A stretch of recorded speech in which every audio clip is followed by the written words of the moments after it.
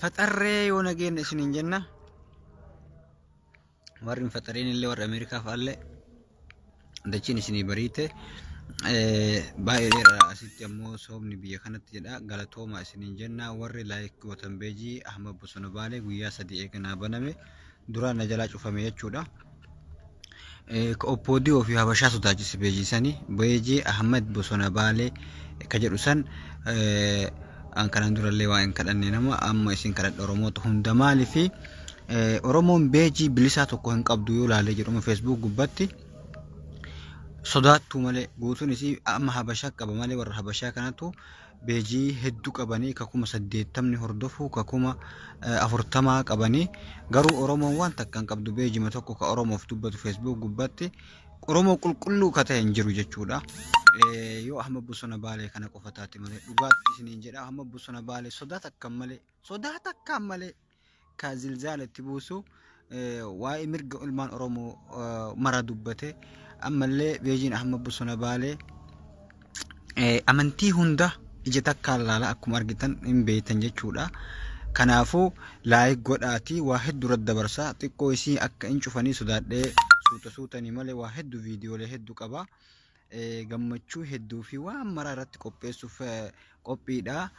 Sirriitti laayik naa godhaa isiniin jedha hundi keessanuu dhaamsa isinii dabarsa.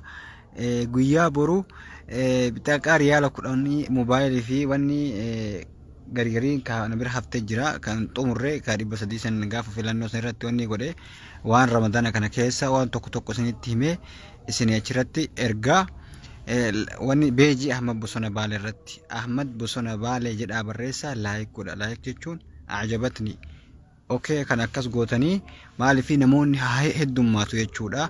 Beejii Oromooleen haa qabaattu osoo kiyya qofan ta'in ka Oromoo hundaati garuu irratti haa dalagu malee ifaan ifatti bilisatti sodaa takkaan maletti walqixxummaa godinaatii fi amantii achirra ka jiraatu jechuudha. Achirra qopheessaa hundi keessanuu laayik naa godhaa isiniin jedha. Galatoomaa na jabeessaa edanatti yoo xiqqeessitan waan biraatti isiniin kadhadhu ni beeytanii maallaqa naa kennaa isiniin jedhu waan akka naa godhaa isiniin jedhu laayik naa godhaatii waa hedduu irratti dabarsee akka jabaanni nullee gartee laayik godhaayyee fakkeenya nuti Jowaar Muhammad qilleensa Oromiyaa bilisoomsinee jedheemi akkuma argitan Facebook haga tokko cabsinee jirra jechuu habashoota sodaa takkaaf hin dubbatan viidiyoo takka kadanna sullee ka sirbullee maraatallee ka baaroo baasullee ka gammadullee Oromoo tahee jira alaabaa habashaa dhabamsiifne jira jechuudha. Jala deemee shamarran Amaaraa tan arrabse akka isiin lammata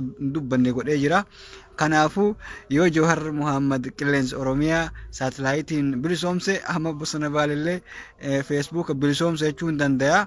Kanaafuu wayirra gadhaabannee sochoonaa laayik godhaa isiniin jedha. Galatoomaa bor walitti